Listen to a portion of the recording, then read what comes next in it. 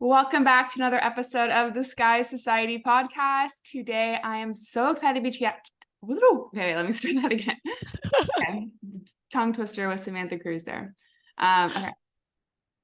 Welcome back to another episode of the Sky Society podcast. Today, I am so excited to be chatting with Samantha Kruse. She is the PR manager of devices and services at Amazon. Welcome, Samantha. Thanks so much for having me, Natalie. Nice to chat with you today. Thank you for coming on the podcast. Samantha has a very interesting career path. She, after college, went to Spain and taught English for a little bit before coming back to the States, getting a job in crisis communications, and then now moving over to Amazon, where she focuses on Alexa, trust, and reputation. And so really excited to jump through and go dive into your career journey and how you got to where you are today. But before we jump in and talk about all of that, can you tell me a little bit about who you are and what you do? Yeah, absolutely.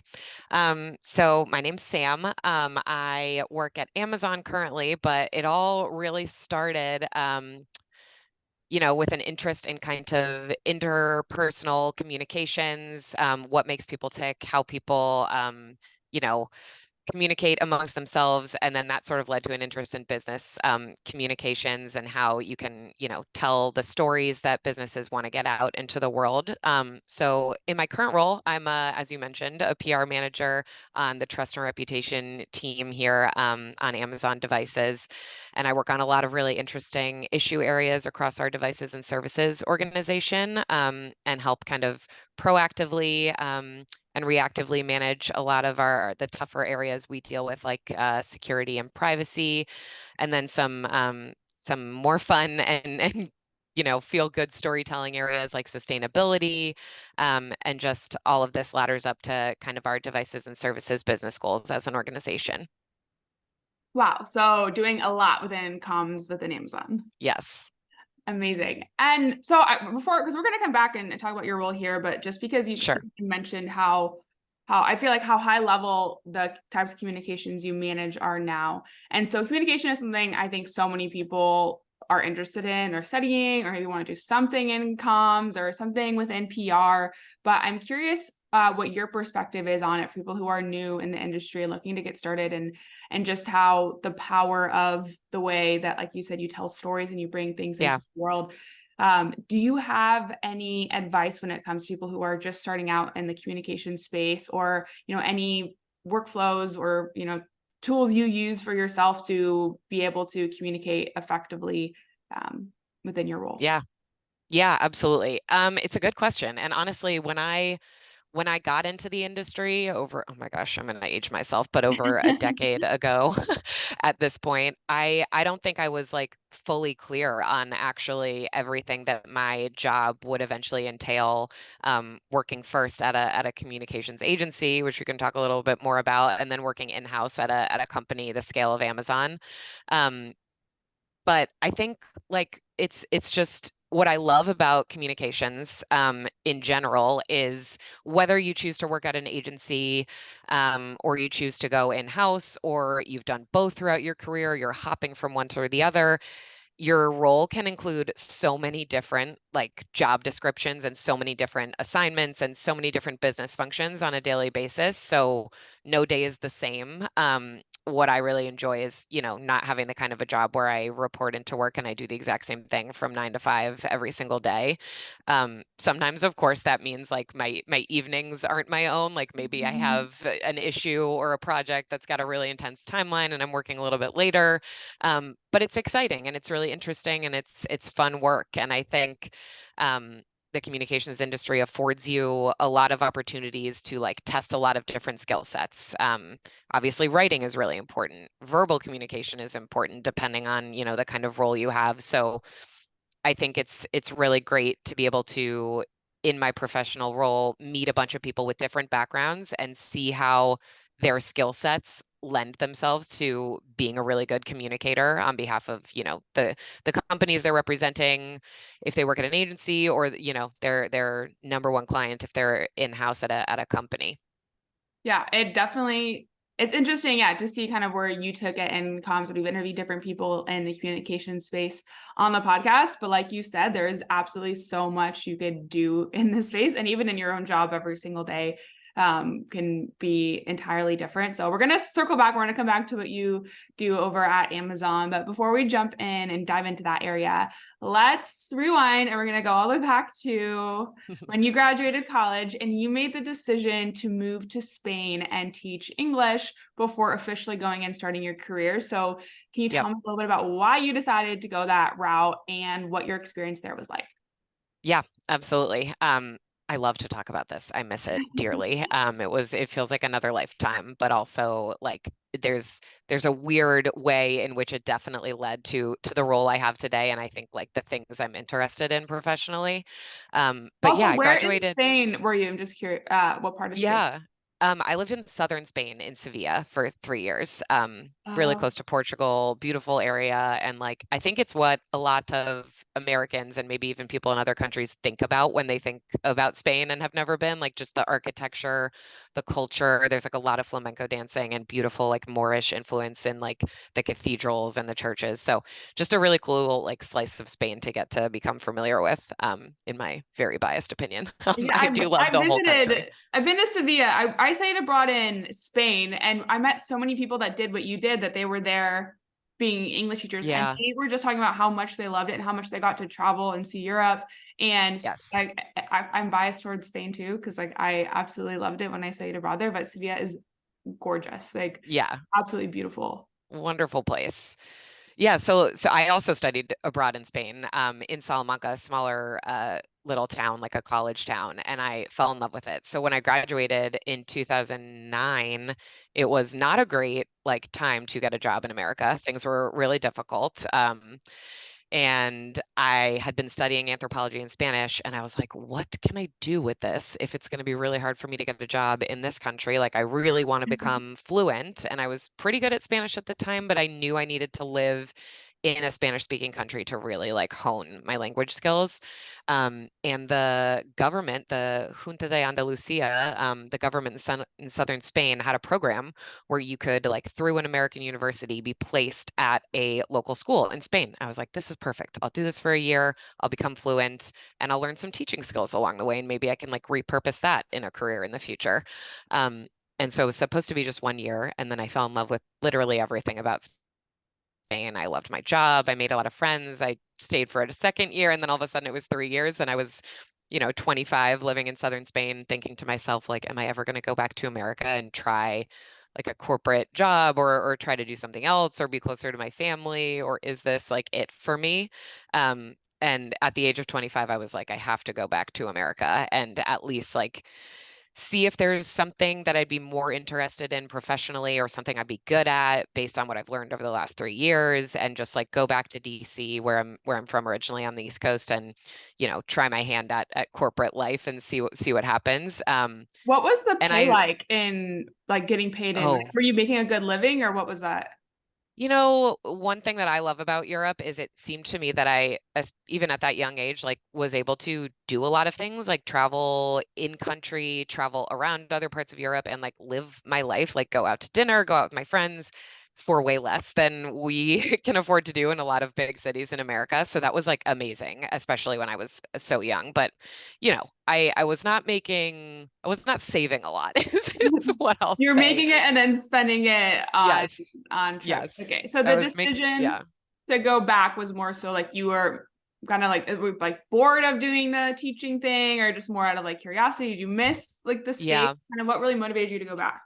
Yeah, it was definitely a combination of all of that. I was like, listen, I spent 4 years at a really tough, awesome academic institution in America. I went to Wake Forest in North Carolina, and I was like, I really want to just like be able to be proud of something I have tried to do in the States too. And so I wanted to move back to try my hand at like something else professionally. I didn't love teaching, and it's very difficult.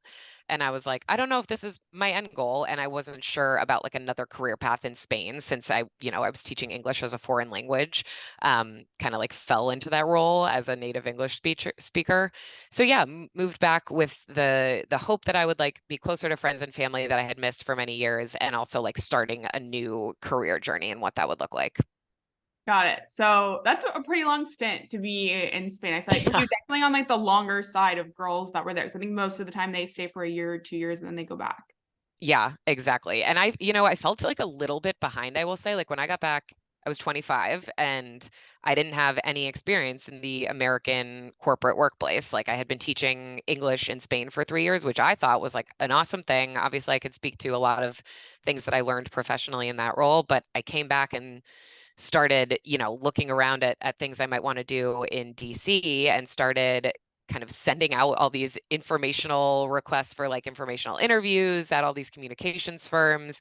My dad at the time was working at a really big law firm downtown. And so he knew of like names of some of these comms firms. And I literally was just emailing everyone I could like get my hands on and sharing my contact information, connecting on LinkedIn and going to these meetings. And it sort of just like spiraled from there. But I was applying to like internships and fellowships at age 25, which a lot of people do at like end of their college career.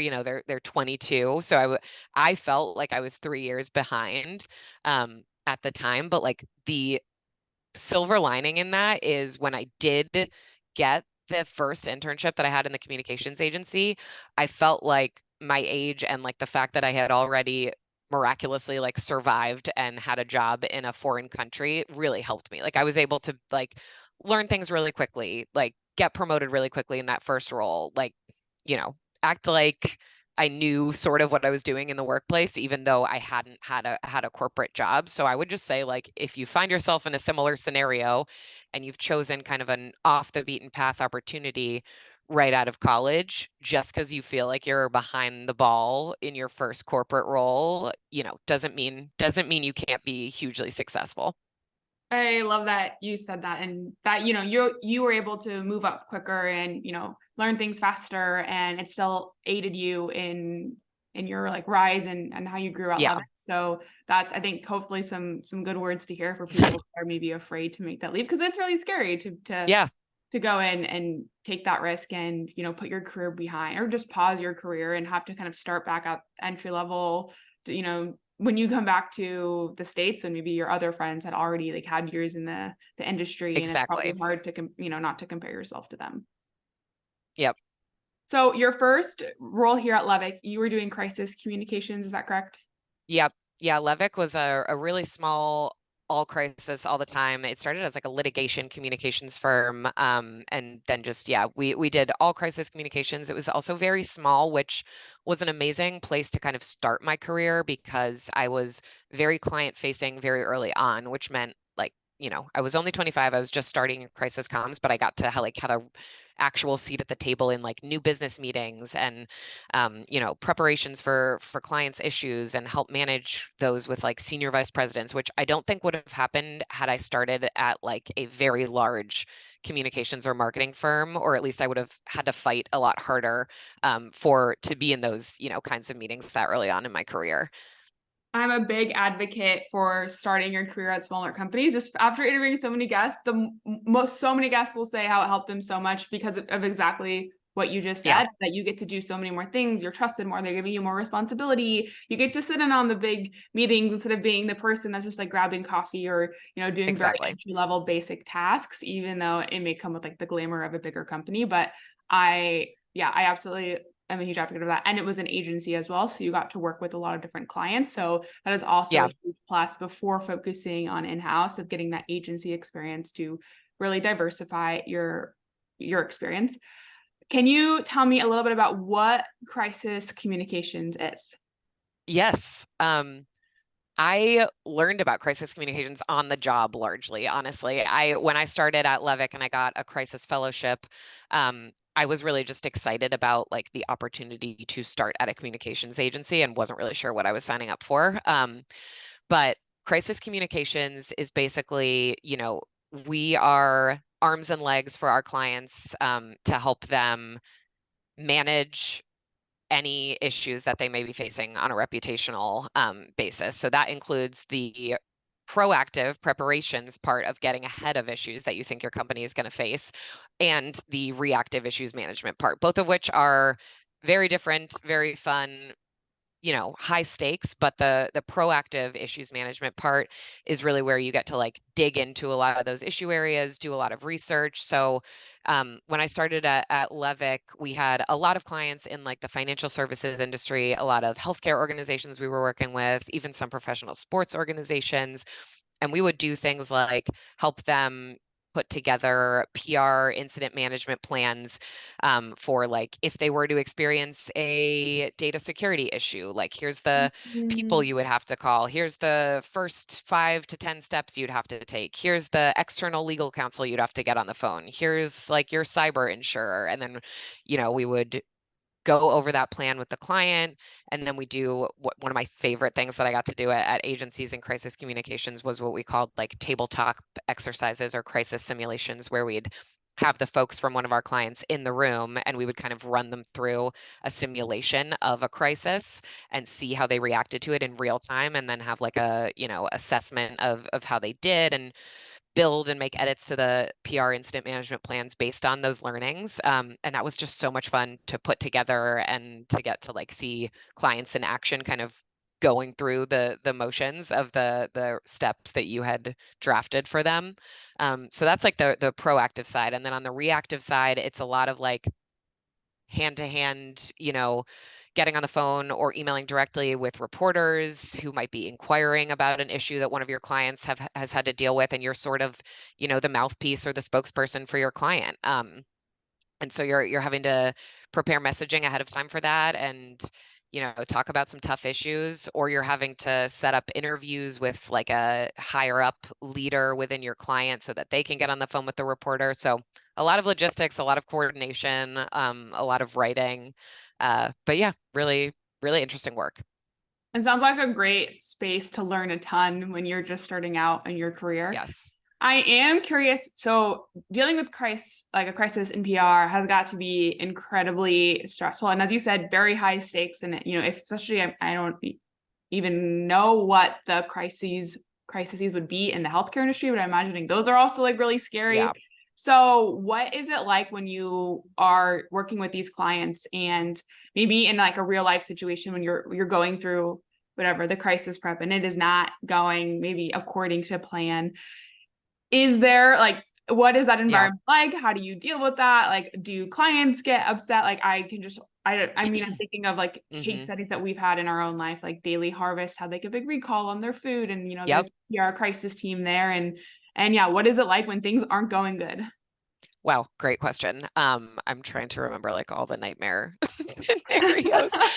No, but it's really tough. Like I think one of the most important qualities, if you are interested in crisis communications or find yourself like going down the path of a strategic communications role, um, is like you are supposed to be the level-headed counselor in the room, and that can sometimes be really tough, especially when like we had some clients when I worked at agencies who were long-term clients of ours, right? They were on retainer. We met with them on a monthly or a weekly basis sometimes to talk about like their overall goals for the company, and we did some like feel good media opportunities for them, and then we'd also be there to help them in the event of a crisis. And you get invested with your clients when you have long-term relationships with them. So when an issue came up or when I had to help them manage a crisis, I remember like having to have a conversation with myself beforehand that's like you're the external counselor here who's supposed to like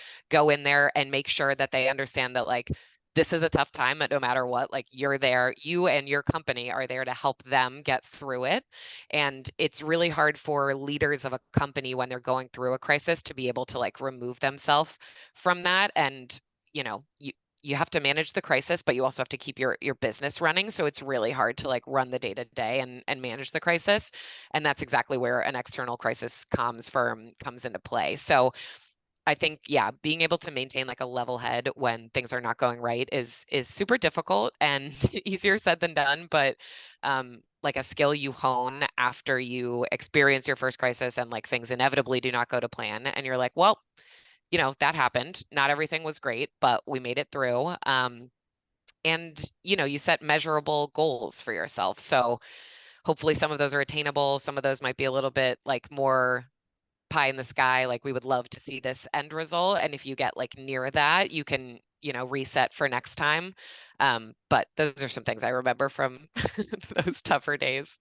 When you're telling me this, I'm picturing in my head my friends, and we all have one friend that's like you, that's, you know, really level-headed. You come to them, you're freaking out over whatever has happened, and you're like a mess and everything's on fire. And then you have like the one friend that's like, it's okay. Yep. You know, and then you have your other friends that are like there and like hyping you up too. So Yes. your people are listening and they're like, either I'm that person, I'm that calm person in a crisis, or Yeah. like me, I'm more so like fuel to the fire. No, totally. And you're just like your arms and legs for your client in a crisis too. So like, you know, if they could say like you could be in a meeting with like five people from your client and you're there with a couple of your crisis communications counselors from your agency and they could just say like, hey, we really need a statement like in the next 20 minutes and we need to put out a press release in the morning at 8 a.m. and like they don't have enough staff there to do it themselves. So you're there to do all the things that they can't do while they're trying to keep the business running. So it's usually like a mad dash in the first, you know, 12 hours and then the first few days of managing a crisis. And then it inevitably sort of like levels out. And then you do, you know, the analysis of how it was managed, learnings for the next time, you're monitoring media coverage from the fallout and all of those fun things. So you were there at Levick for about 4 years, a little Yeah. over 4 years Yep. doing crisis management. Super interesting to hear you like talk all about that. I did not know that was a role. So that's really cool that I got to learn a little bit more about that. You then went over to Edelman and you were a senior account supervisor for 2 years before moving on to your current role at Amazon. Can you tell me a little bit about your time at Edelman? Yeah. That's exactly right. And what was amazing about my transition from Levick to Edelman is Edelman, I was happy that I had not started my career at Edelman because I felt like like I said at the beginning of our chat, it was like a really big communications and marketing agency. And since I didn't know what I was doing when I started my crisis comms fellowship, I'm not sure that I would have like shined as much as I did at Levick. And I also maybe would have like just gotten lost in the crowd. But Edelman was an amazing second place to kind of like continue my comms career because they were a really big company with a lot of really incredible resources, a lot of incredibly smart colleagues who could teach me a lot of things that I hadn't learned yet in my career.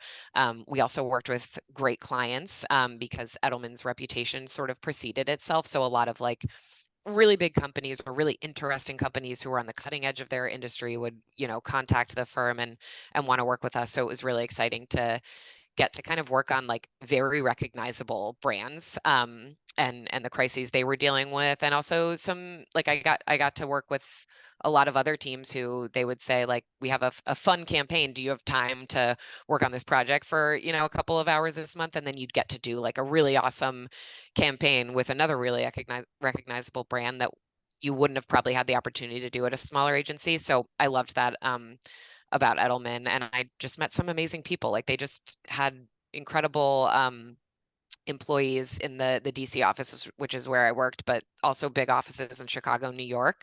And it was cool for the first time to get to like travel around the US and like do projects with some of our Chicago colleagues at the time and get to go to New York and like participate in a communications conference or run a crisis drill with a client up there and get to see other parts of the country that way too. And it definitely like led me. I don't think if I had taken the opportunity at Edelman, I don't think if I hadn't done that, I don't think I would be where I am today at Amazon because I think companies like Amazon look more at the kind of talent they can pull from you know reputable communications and marketing firms like the Edelmans of the world and you know others that you've heard about. Yeah, definitely can imagine that it would be really cool to transition to a bigger company and get to work with these bigger companies, or these bigger brands. I am curious. So I have a lot of girls that I've helped that at the course of their jobs or internships, they have to sign NDAs, so they can't really talk about what they worked on. I'm assuming it might probably similar for you. You're doing these crises, you Yep. have to sign NDAs around like what you're doing. And then they feel like they struggle when they go to apply to jobs or make their resumes because they're like, I can't talk about all the work that I did because I signed an NDA. Do you have any advice or tips there when someone's like, I don't even know what to put in my portfolio or Yeah, write on my resume because I signed an NDA and I can't talk about the work that I did? that is such a good question. And I have experienced that firsthand. I mean, it was over 4 years ago at this point, but when I was interviewing at Amazon, um, I do remember like going through kind of my client roster from Edelman and having a couple of those more like touchy things that I couldn't talk about and being like, but I did a lot of really great work that I want to make sure these folks that I'm Yeah. talking to at Amazon know about. And I think what I did at the time, and I would do again if I were in that scenario, is like you really have to be a little bit selfish in an interview and turn the attention to you. Like I think it's important to, even if you, let's say you worked on a top secret project and you had like five other colleagues who were closely involved in it, those five other colleagues aren't interviewing for the opportunity you're interviewing for, and the people that you're in the interview room with don't really care about them. So you need to talk about like the what you took ownership of that project and like make sure that comes through in your interview conversation. And I think like instead of mentioning names or talking about confidential issues, if you've signed an NDA about something, you could at least talk about like the industry or the role you had. Like maybe you led a cross-functional team in you know, a nonprofit organization was dealing with like an executive succession issue or transition of leadership, and you led them through a really tough time and you managed all the internal communications and the external rollout of like the shift in leadership or whatever the case may be. You could probably say that you worked with a nonprofit, and you could mention some of the specific tasks you did without like mentioning the executive at hand or the name of the company or confidential things that you can't reveal. um, and I think that's what I did with some of the more sensitive things that I wanted to like really get across the skills and the leadership roles that I had taken on the projects without revealing anything I wasn't allowed to talk about. Yeah, it's really tricky. And I especially feel for girls who sign this when they're really early in their career. And it doesn't even, sometimes they don't understand like why it's super confidential because they're not doing crisis management. They're doing just regular Yeah, marketing work. But every agency, has their own thing and some will make them sign NDAs. So then they feel a little bit like trapped in a box when it comes to, writing their resume out or talking about themselves in interviews. But I love your advice of like basically saying put the spotlight on you, not on yeah. other people or the company or the brand. Like it's on you, what you did. Like they can't take that away from you. That is, your experience to have and to share.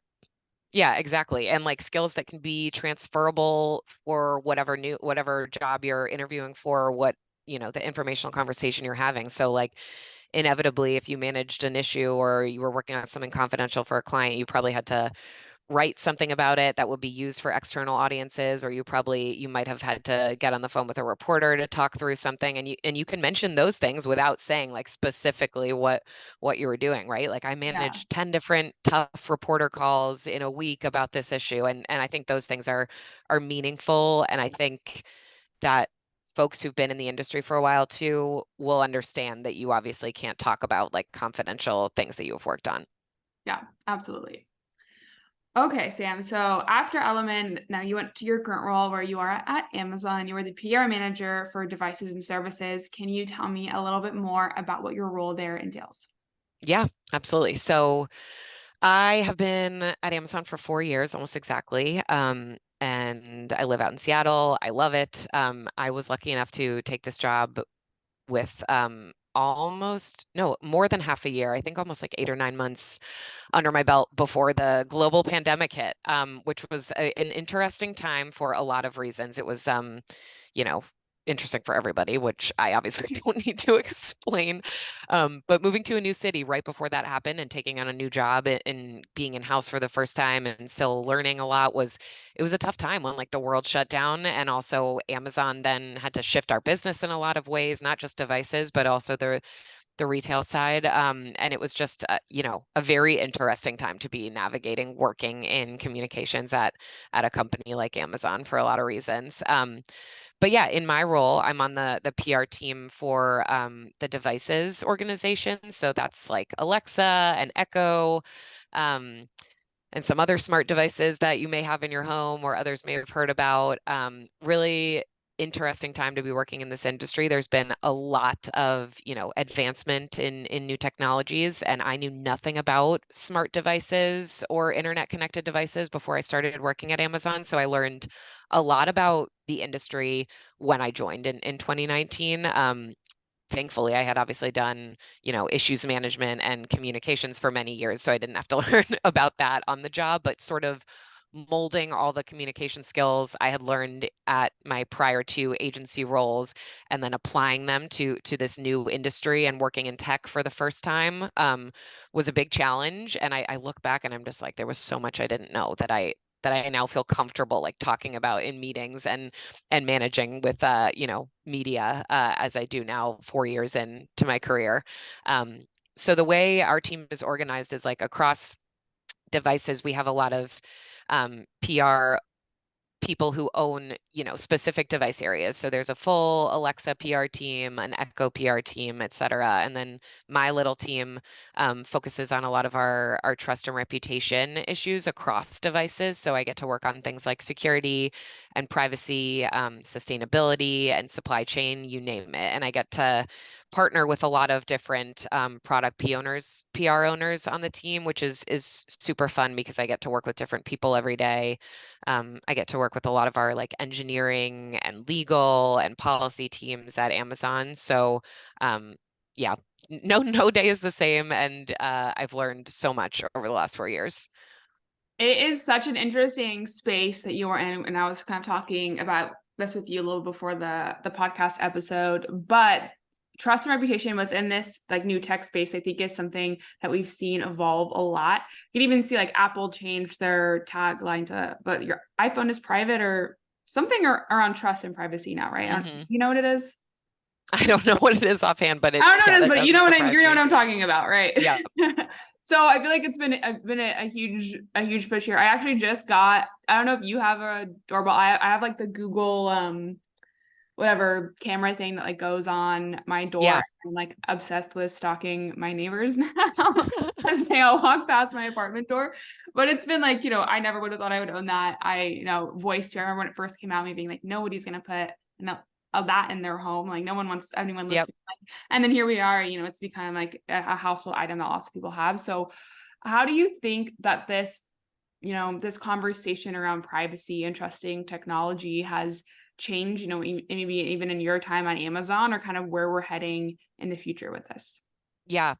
It's a really good question. And like I think it's funny because I work at this company in PR, but I am also a customer, right? Like, and I was a customer of Amazon's for years before joining. Like, I had a Kindle device for many years. Love reading on my Kindle. Obviously, I used Amazon.com to buy products that I needed and get them shipped to my home. And then working here, being on the inside is has been a very eye-opening experience. And I am not someone who had an Echo or an Alexa in my home before I joined. So I had to learn like how the devices worked, the kind of convenience that it afforded me, like the how I could use this technology for things like, asking the weather while I was still in bed without even looking at my phone yet and having Alexa tell me about it. Or opening the sleep sound skill, which is one of my favorite things that I use my Alexa for at night because it plays this like amazing sleep sounds. I listen to the ocean waves a lot when I'm far away from my family's beach house, and it just Aw. makes me feel, more connected. So I had to learn all those things. Like I didn't have any of those devices and getting them and learning how to use them in a way that like made sense for my life was a bit of a learning curve. And then also being, learning about it from the inside and talking to reporters about new features and the the things that our customers can use our devices for to help them in their daily lives was kind of a funny like parallel pathing that.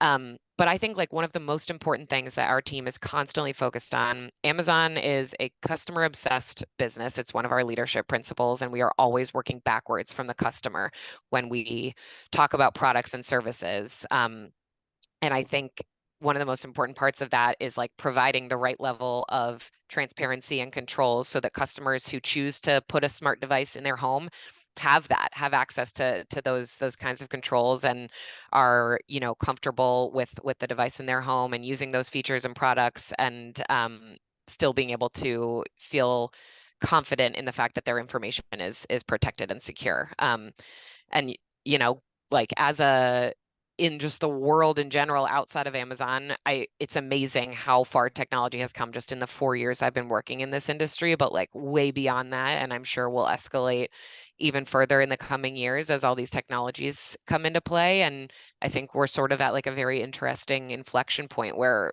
folks are grappling with like the new technologies that companies are employing these days, and figuring out like how or whether they want to use them in their lives. So it's interesting to be a part of. It really is. And I don't know if you watched, but the new season of Black Mirror just came out. And I feel like Ooh. now, have you checked it out I yet? saw I don't know what season they're on now. I watched the first season of it, and I have not watched since, but I liked it. It's good. Yeah, they're on the fifth, so you've Oh got my God, you've I am got so some behind. seasons. Hopefully some good. I know you said you're going to Europe, so something to watch on the plane, Yes. maybe. But I remember when that show, because that is, taking everything to the extreme of what, technology in the Right. future looks like. But it always is really interesting in this. I mean, everything that's new we're afraid of at first, until like over time we use it and we trust it. It's just like anything in life. But I think it's also particularly interesting in the tech space, and I know within Amazon. So when it comes to you and, or well, maybe speak more generally to the industry and building trust over time about a new product. I know you mentioned that education is a big thing because it is like a Yep. new piece of tech. People don't even know or understand how it can be beneficial for them. So it's like even another challenge on top of that. But what are Mhm. some of the steps you take from a comms perspective when it comes to building trust about something that people are afraid of or hesitant of or don't really fully understand? Yeah. Oh my God, such a good question. This is my favorite part of my job. So I think I was talking about this earlier, but how we've got, a bunch of my PR partners who are sort of the product lead. So a PR lead for Ring products, a PR lead for Blink, a PR lead for Echo and Alexa. And it's awesome for me and my team to get to work really closely with those leads and those product teams, and all of their businesses, to kind of, as they're building a new product or service, we are involved in like the very onset of those conversations, and we get to, say things like, wow, this new technology sounds incredible, or this new feature sounds like it will be super helpful for customers, or this new device is going to be just so awesome for customers to have in their homes. But have you thought about like X, Y, and Z? And it could be anything. It could be like, have we used a like things that come up in conversations could be about whether or not we've thought about incorporating recycled materials into the device to kind of ladder up to Amazon's sustainability goals. Have we thought about having the right controls in place to make sure the device is as secure as possible?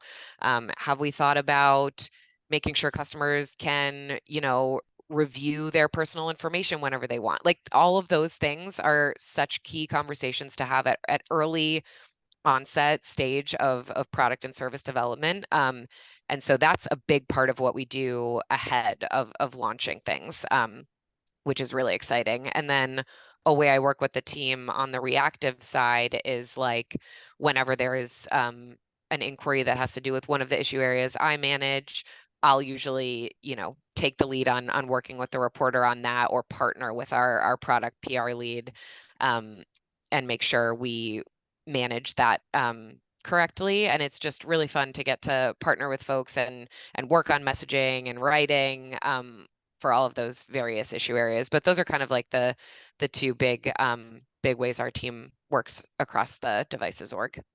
But it starts from the creation of the product. It's not just an Yep, after effect of launching something blindly and then like, okay, now exactly. deal with however people are reacting to it. It's more so being intentional and like in tune when you are, in the creation of the product before it gets. 100%. And what is really fun, and this is not unique to Amazon, but what is fun about being in-house like I am now, like at a PR on a PR team within a company. So you essentially have one client for those communications practitioners who've been at agency life and had like 30 clients at a time. It's very hard to manage priorities. And when you go in-house, you learn so much about the company that you work for, the whatever, you know, if you're not at a tech company, you're obviously not dealing with products and services like hardware, but whatever the focus is of the company you're working at, you get to be involved in those like early conversations about business plans and what's to come and the roadmap and all of that. And at an agency, sometimes it's a little bit more difficult to get that level of visibility because, you know, clients hire external agencies and maybe they don't check in with you for months, and then all of a sudden they have a problem or they need your help with something, and they'll ping your team. And like that's part of the reality of working at an agency, is like sometimes you're in and out of a client's life, but when you go in-house, you're just really like deeply involved in a lot of the business level conversations. So I really like that about it. Yeah, that's super interesting to hear, kind of having both perspectives of you went from little agency to big agency to big in-house. So seeing that transition was also really fun to talk about with you. And Sam, we made it to the end, or not the end of your career We journey. did it. So much more ahead of you, I know. This has been such like a fun and unique, interesting conversation. So thank you so much Good. for chatting with me about all of this. My last question for you is, so you are now in communications, and when you were back in school, you studied anthropology and Spanish, and you went to Spain after. You weren't really sure, you didn't really know maybe exactly what you wanted to do. So what advice do you have for women right now that are in college or about to be in college or just finishing, and they do not know what they want to do and are really, you know, listening to this podcast maybe to try to figure it out? Yeah, I would say network, like as any free moment you have in any day. Like it's exhausting, I won't lie. And when I was 25 and had just moved back from Spain, and you know, my parents and some of my mentors were telling me like, you really need to get out there and network and write emails and send your resume, I was like, ugh, it's exhausting. I want to like go hang out with my friends and do these Yeah. things.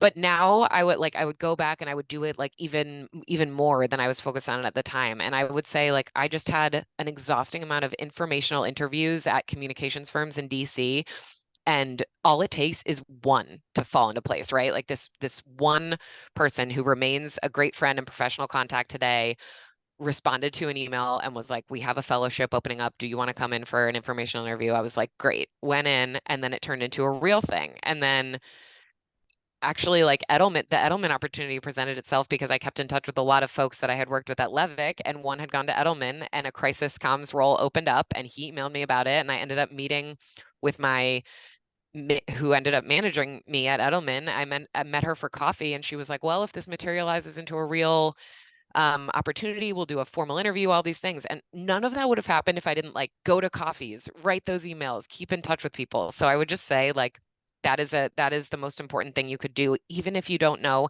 exactly what industry you want to work in, just to like get your foot in the door, get an internship, get out there, learn some things that you can apply in another role. You don't need to feel like locked in. And you can use things that you learn in whatever major you decide to do at college. Like I pursued anthropology and Spanish and thought for a second I might work at a museum. And I obviously did not do that. But like I learned so much through the study of anthropology about how cultures communicated. And obviously I was like very literally studying language, so was also doing that arm of communications. And I applied a lot of that, I think, to the jobs I've had over the last decade, even though it wasn't like a clear, like, major in anthropology, do this anthropology job versus like majoring in communications and doing that. I think there's a lot you can do with like any degree you get in college that would be super helpful for the comms world. Yeah, and you can get experience doing something like teaching in Spain. Doesn't need to be the Yeah, traditional like comms internship to be able to get experience doing communication. exactly. Yeah. Well, Sam, thank you again for coming on the Sky Society podcast. It has been such a pleasure chatting with you, and thank you so much for sharing your career journey and all of your advice. Thank you too. Thanks, Natalie.